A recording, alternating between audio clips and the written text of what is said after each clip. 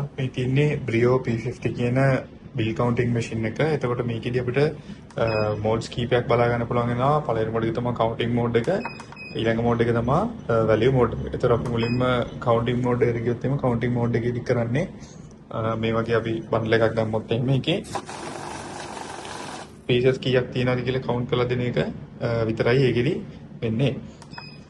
එතකොට අපි value mode එකට ගියොත් එහෙනම් වැලියු මෝඩ් එකේදී අපිට පුළුවන් අපි දාන වැලියු එක සිලෙක්ට් කරලා ඉවරලා ඒකේ වැලියු එකත් අපිට කීයද කියලා බලා ගන්න පුළුවන් වෙනවා. එතකොට අපිට 5000 නෝට් වුණා දාන්නේ 5000 කියන එක සිලෙක්ට් කරලා අපි මේ විදිහට 5000 නෝට් ටික දැම්මොත් එහෙම අපිට මෙතන 35000යි කියලා වැලියු එකකුත් අපිට ගන්න පුළුවන් වෙනවා.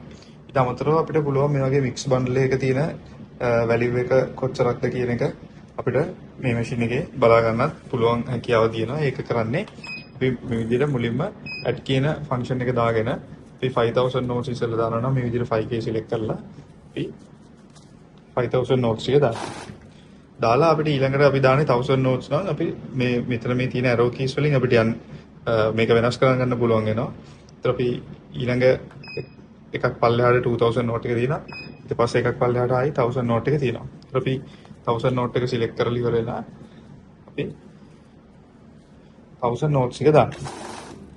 දැන් මම ඒ ටික එකතු වෙලා 45000 කියලා පේනවා. එතකොට අපි ඊළඟට 500 note එක notes දානවා නම් මේ විදිහට 500 select කරලා අපි 500 notes එක දැම්මහම ඒ ටික අපිට ඒතර මේ වගේ total මේ වගේ bundle එක අපිට total value එකකුත් මෙන්න මේ විදිහට ගන්න පුළුවන් වෙනවා.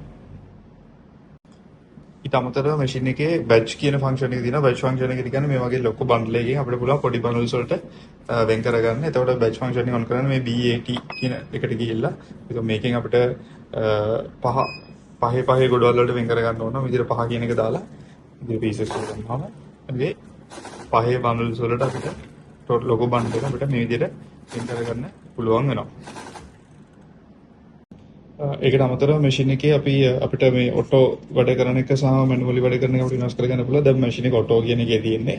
දැන් මේ ඔටෝ කියන එක එකපාරක් ප්‍රෙස් කරොත් එහෙනම් මේක මැනුවල් වෙනවා. එතකොට අපි මේකේ සල්ලි නෝට්ස් එක දැම්මා කියලා ඉවරලා ඒක කවුන්ට් වෙන්න පටන් ගන්නෙ නෑ. අපි මේක දාලා ඉවරලා මේ ස්ටාර්ට් කියන බටන් එක ප්‍රෙස් කරාම විතරයි මැෂින් එක කවුන්ට් කරන්න පටන් ගන්නෙ.